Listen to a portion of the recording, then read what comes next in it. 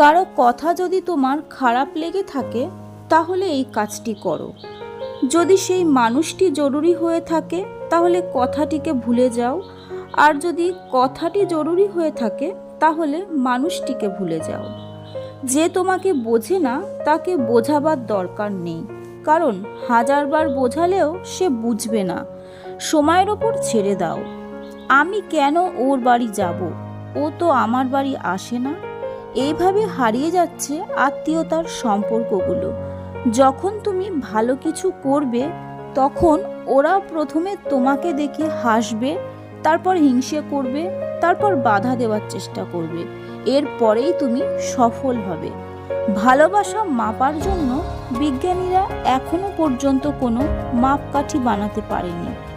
যদি পারত তাহলে সেখানে প্রথম স্থানে থাকতো মা নামের